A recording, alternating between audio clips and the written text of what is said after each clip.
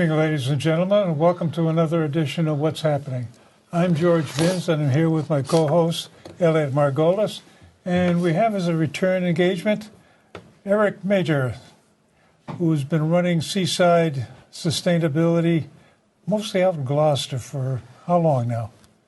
2.5 years. 2.5 years. Yeah. It's not really mostly in Gloucester. That's just where we headquartered, are. okay. Yes, yeah. And the last time you were on the show, we were talking about the things in general. Yeah. And one of the things that intrigued me is you mentioned you have a STEM program that you're developing for schools. Yeah. So how far along are you in the development of that program? So one of the things that we do is we kind of do a lot of action in education. And in education, we have 3 programs. One of those is called National STEM Honor Society.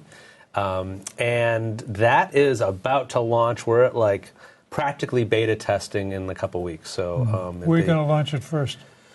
We are launching it first. We have 24 schools that are quote-unquote pilots, although they're not going to be piloting it for long. They're going to be piloting it for about 3 weeks, and then we're going to be pumping it out. So we're starting in New England first, probably until the beginning of the year, and then we are going right across the country.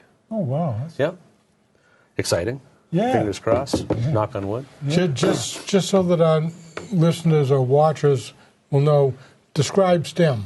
STEM. So STEM stands for Science, Technology, Engineering, and Mathematics. And the United States has been lacking for quite some time, kind of on the international arena in our STEM kindergarten all the way up through industry. And what we're doing, we're preparing a lot of people. So in college, we do a wonderful job at preparing people for STEM careers, but a lot of those people came from other countries, and then we teach them and they go back. And so we're not retaining we haven't been retaining a lot of amazing talent. So in the last, I'd say since the turn of the century, we've really started spending a lot of energy literally on preparing kids from little kids all the way up through industry to include more and more people into STEM careers. And so a lot of energy has gone into that. And it's still unfortunate that underserved populations, and there's some statistics, I don't know how much I believe them, but some statistics suggest that some really high number of a ratio of girls really interested in STEM as kids in elementary school. And then literally as they, starts way up here in 70 percentile, and as they get into college, they really drops down to and I think it's something around 6% of that 70 actually go into STEM careers, science, technology, engineering, math. That's kind of surprising, isn't it? It is. It is. And, one would think that our social norms we've developed enough, and that would not be the case. But that is still the case. So one of the things that we're trying to do is help combat that and all underserved people in getting into STEM careers. So when you say you got a STEM program associated with this National STEM Society, exactly what kind of things do you specialize in? Is it a generic, universal STEM program, or do you focus on something in particular? Well, to be clear, National STEM Honor Society is a program of Seaside Sustainability, so it's not really associated with other programs. So our National STEM Honor Society is more analogous to, I would say, National Art Honor Society, opposed to National Honor Society. Okay. And so if you know the difference there, and again, this is actually a... so you're program specific? Very program specific. Yeah. The disciplines of science, technology, engineering, math. Something that's unique about us as well is we are... because we are sustainability focused, we are infusing National STEM Honor Societies any chance we can with sustainability. So that's really that's not necessarily the goal. Back in 2.5 years ago when we launched this, we evaluated public high schools across the country, and we said how can we get sustainability, because that's our focus, how can we get sustainability into schools? And, you know, we discovered about 1 to 2% of all public high schools are actually doing something called, like, you know, essentially curriculum systemic 9 through 12, anything in high school. And this is just public high schools, not private or anything like that. And so we decided that STEM was our way to get in, because STEM is you know, skyrocketing. I believe in STEAM, so STEAM is, you know, STEM plus arts. I'm really a fan of arts, and I think that's kind of the way that STEM should be. Unfortunately, STEAM is not taking off as far as STEM is. It's kind of percolating. And I also feel that the STEM and STEAM don't see eye to eye. And I think I just regressed into some other place, but you asked a question. Sorry. And, That's all right. What was your question again? I don't know. What's my question? Yeah. Let's get back to the STEM program that you're developing with your sustainability emphasis. Yes. What are you covering? What are you trying to inculcate into the kids? Well, our tagline is K to Career. So we work on essentially developing chapters in elementary, middle, high school, college, university, public and private or independent schools. And so what we are, we like to. So actually, this is where I was going before. Unlike the National Honor Society, where they only really they acknowledge a merit, so a scholarship, so your grade GPA, your grade point average, and they also require a community service hours, and so there's junior and there's regular, and so we really want ours to be project-based learning. So like National Art Honor Society, those artistic students that are taking art classes, so art from dance to music to performing arts and to the fine arts, all of those. So and they National Art Honor Society is really project based, really demonstration based about what those students can do. That's what we're based on. It's really about projects. It's really about STEM. STEM projects from little kids all the way up to big kids, and so we are also infusing ours with. We have a scholarship component, an awards component. We have a massive database of partners and resources from state resources, curriculum, projects, awards, competitions, events right across the country. So we're kind of like a clearinghouse as well.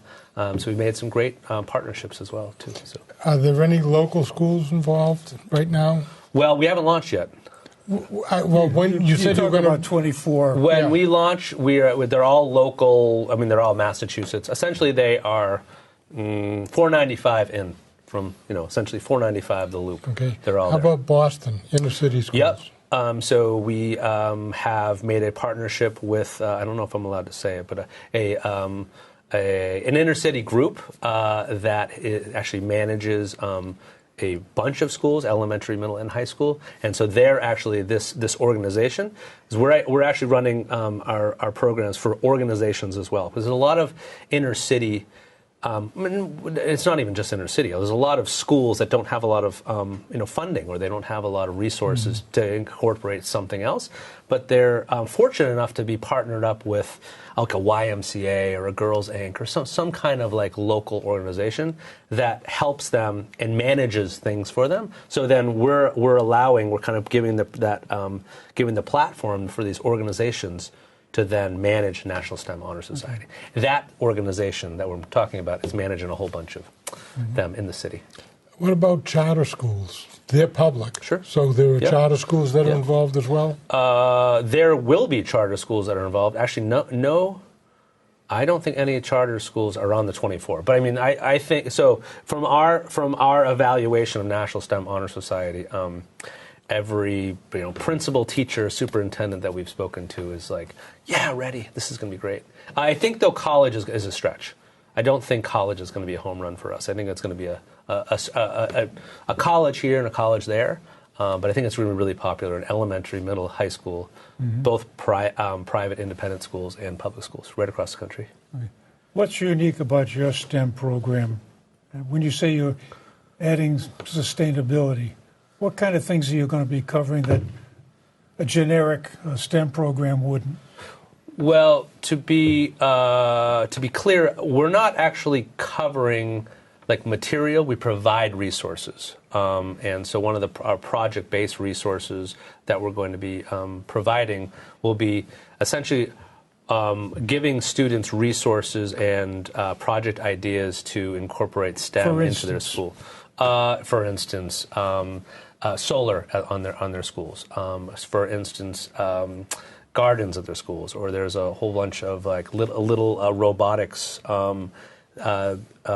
projects that kids can do that are sustainability focused, or you can make little solar panels out of strawberries and things like that. So those kind of things. So a little solar curriculum. panel out of I was going to say, but it sounds delicious. I don't know how to do it. I just saw a video and I was like, well, that is really cool. Yeah. So I don't know how to do it. Actually, when we launch, maybe you can go and see the video. Yeah. So once you get this program rolling, how far do you think you can get it to go? You got 24 lined up now. I think so. Our market share is about like 143,000 institutions across the country. That's where I think I want to go. Yeah. I don't see us being on 143,000. But for every school, that could be a chapter, and I think STEM is skyrocketing. We are trademarked. Well, actually, our trademark is right there on the cusp. So at the last stage of trademark, and so we're right there. So hopefully, I'm going to try for lots of schools right off the bat. So we have a great staff and Seaside, a great board. Two great boards. So with that and a couple of new hires in 2020, I think we're going to be. So you're trying this out on your interns? It's like guinea pigs. Yeah. Beta testing. Beta testing.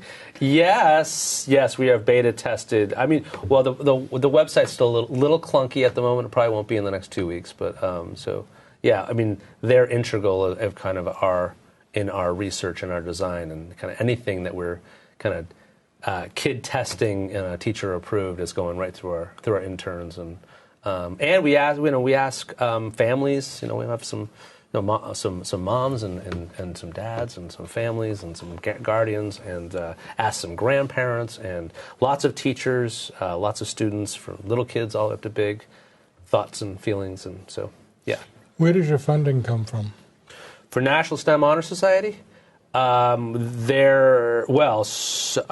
build the program, it has just come from Seaside, Seaside donations, and fundraising and grants and things like that. So yeah, but I mean, National STEM Honor Society, when it launches, I mean, the plan, of course, is it to have a funding strategy all by itself.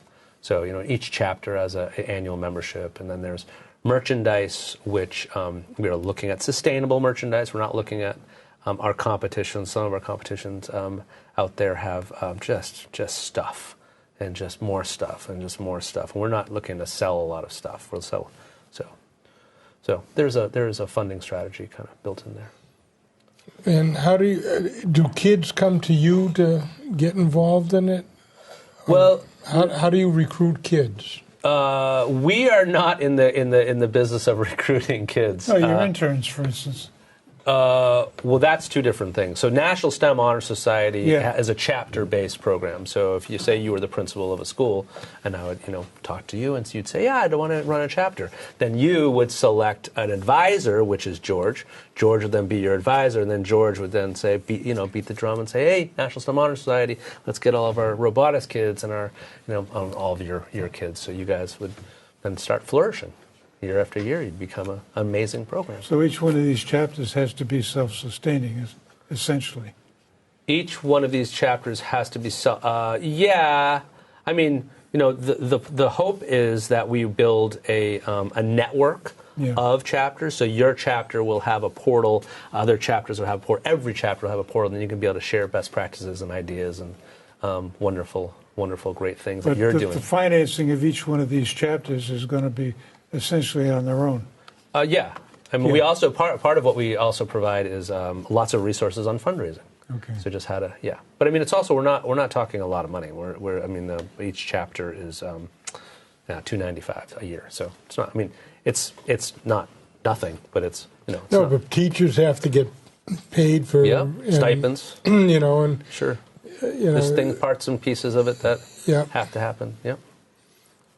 Do teachers have to be trained specially for this? No.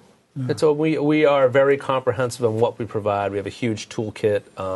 Essentially, all of the advisor and director, they're soup to nuts of everything that they can do to help them, guide them, run a great chapter, some helpful tips, calendars, emails, presentations. We plan to provide all of that, so we make it as easy as possible for them to run a chapter.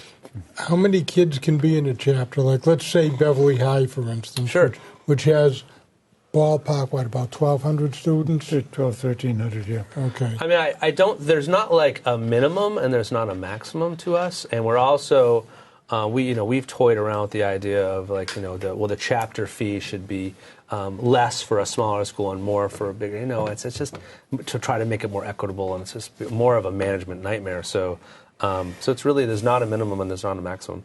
We actually have a couple homeschool groups that are going to pilot that. So that's pretty cool in itself. That's very interesting. Yeah, and I think they only have 6 kids that are going to join on one end. So and then we have inner city schools that are huge. So I don't know. In a year let's have another conversation. Yeah.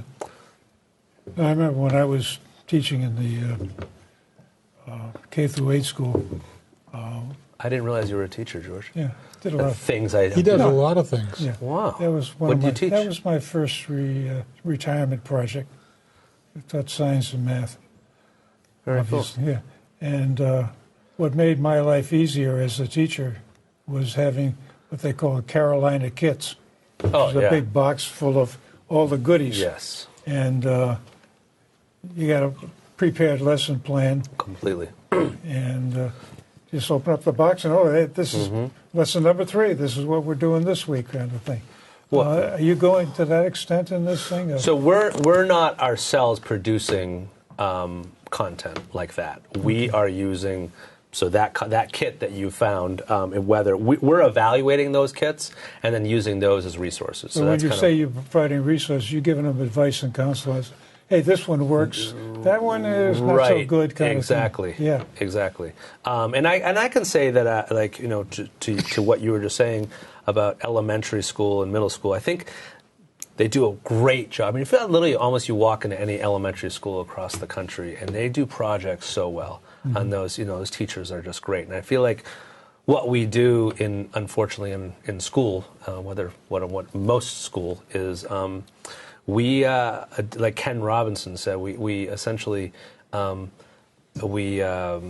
unteach the creativity. We kind of suck the creativity out of them as the older they get, and so they have so much creativity in elementary school, and then as soon as they getting into high school and they're trying to suck out so what we're trying to do is infuse it with more projects and more creativity allows them to do. I would rephrase that as you suck the curiosity out of the kids. Well done. One of the things... Oh, actually, I'm going to say. Okay. No, one of the things I noticed with teaching is in about the 3rd grade, the kids are starting to ask pretty good questions, so it's the second half of the year. By the time you get them into the 4th grade, they're getting into some really good questions that, from my perspective anyway, it's beyond what you can reasonably expect from a generic elementary school teacher, because an elementary school teacher has to focus on such a broad field that when you get into the specifics, they have problems. And it's hard to be a specialist at that level. Yeah. One of the things I was hoping that when we built this new middle school would have made it a 4 through 8 school, because once you get into that middle school concept, now you've got expert course specific teachers or subject specific teachers that can rotate around. Right. And I got into this discussion with the superintendent 2 superintendents ago about having a STEM specialist go around to the elementary schools. Oh, I can't do that, too expensive. And too much to expect one teacher to cover 4 elementary schools. Did you offer to do it? Yeah. You sound like a great fit. I got to the point I even talked to the superintendent about it, and he said, go see the middle school teacher, then go see these teachers. And I said, okay, give me a call when I can come in and do something. I'm still waiting. That was 10 years ago, but anyway, that's why I ended up with the With St. us. Mary's. And you ended up with us. That too. Okay. Yeah. So a kid gets interested in STEM, and the kid is a science freak. Okay, they really like science, whether it's astronomy or what. Take your pick. What kind of programs are there for them? So that, I mean, what gets you to get them interested in being in STEM? And do you interview them and say, what are your interests in science and technology, or these are the programs we have? No, we don't specifically do that for kids. We provide, you being the director and you being the advisor, we provide you a lot of resources. Now, with the resources you have there, one thing, the resources you have here in Beverly or Danvers or Wichita, Kansas, those are all very different. Some places have a lot of opportunities for STEM kids, both in part of the curriculum and the part of the day, before school, after school, and then summertime. But then other places just don't. So we're trying to give as much resources as we can right through the STEM program to essentially level the playing field, although that's not ever going to happen through a web-based program. So we're trying to provide resources as much as we can. So, but to answer your question more specifically, we don't really. So National STEM Honor Society, we don't hold the hands of kids to show them programs. We give you the tools, you guys the tools as the program We directors. would be expected to hold the hands and give them the You are advice already and counsel. well. You are already there, so Yeah. you're the people that can do it best, and you're the ones that have the relationships with the kids. So, Yeah. and then you're the ones that also have the relationships with the community, and you're the ones that have have relationships with parents and guardians and things like that. So pulling those people in, and so. Yeah, and then National STEM Honor Society provides kind of how-tos to do that stuff. No, like you say, this area is very good. That there are a lot of resources, and I can remember back again when I was doing the teaching stuff. It was very easy to get a class trip to one of these local science Right. operations because we got a lot of them around. We have a ton of them. Yeah. Well, we're in a mecca here. Yeah, you could take Other places, not so much. Yeah, you could take the kids over to Bates Lab and Right. show them a linear accelerator. And, Totally.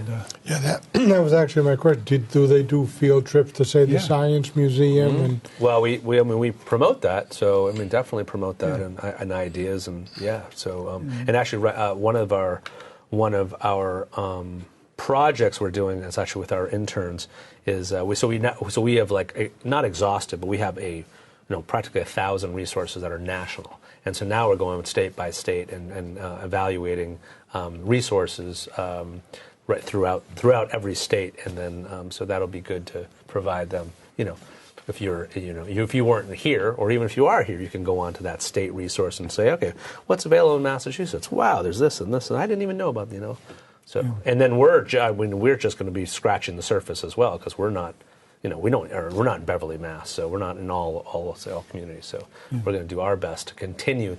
That'll be a continuous process to, really kind of infuse as much local resources as we can in each state. one of the things that worked out well with these class trips to a science facility is, in the case of Bates Lab, the lady that would take the kids around and explain to them what they're doing, she was the one that was running the instrumentation for the whole lab.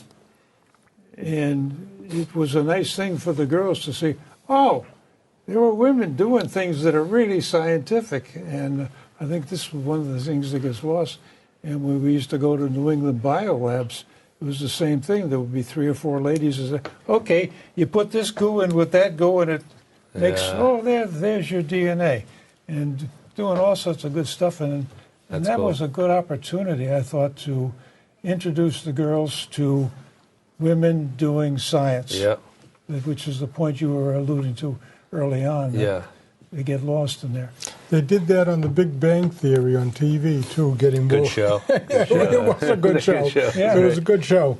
But, yeah, getting more women involved. And that's why it kind of bothered me when you said 70% of the girls seem to be interested until they get to college, and then it goes down. Well, I think career. But, yeah, it just keeps, like, precipitously going down. Which makes... And all underserved, not just females. You know. A lot of people get the idea that, oh, that's too difficult. Mathematics is impossible. And they get tuned out very early on and figure, well, I got to do something simpler than that. I think that's why your program is so good, because it can get kids early on to get interested. Yeah. Well, another tool for them to get interested, as a director or as a principal and a teacher, you're pulling out as much as you can. But this is just another tool that's in their quiver, so they can get kids and keep kids interested. Yeah. And right through the educational continuum, right through K to career. Yeah. Is it an issue with the kids and their parents? Like, let's say you've got a kid that's interested in some of this, but the parents don't have that background. Do you work with the parents at all to try and get them to understand and work with their kid? That is probably one of the most challenging things in education, what you just kind of outlined there, is a family structure at home that doesn't support what's happening in the school. And I think, those are a lot of the kids in our school system right across the country that kind of fall through the cracks. No. To answer your question, we don't. We do not work. I mean, that's just the only people. Again, if you're the director of this program or the principal, and you're a teacher, you're the best people for that. And even with all of your tools and all the resources and a school behind you, it's so challenging to do that. I'm sure it is. That would we've got roughly 1 minute left. Okay. And in that 1 minute, sell. Tell us, basically do an outline of who you are, what you do, and get people interested. National STEM Honor Society, I think it's going to be a wonderful program. I think it's launching in a few weeks right across the country, and it's for students in K to career to find their passions in the fields of science, technology, engineering, mathematics, and I think we have an opportunity here to make a difference in our country. And making our students more prepared in the STEM disciplines. Well, I think you're right. We definitely need to improve our education. We appreciate the work you're doing. Thank you. I think that's phenomenal. Appreciate you allowing me to be here. I'll have to make sure my granddaughter and grandson are aware of it for when they start into school. Awesome. But thank you for coming. Thank you for explaining to everybody. And I think we ought to have them back in a year and see how it's going. What do you think, George? Yeah. Happy. So mark it down in the calendar. Okay, after his shoulder surgery. Yeah, Good luck with that. His shoulder surgery is in November, so no problem. All right, that's next year. But all right, thank you for watching. I hope it was entertaining for you. I hope you learned something from it, and we will see you on the next show.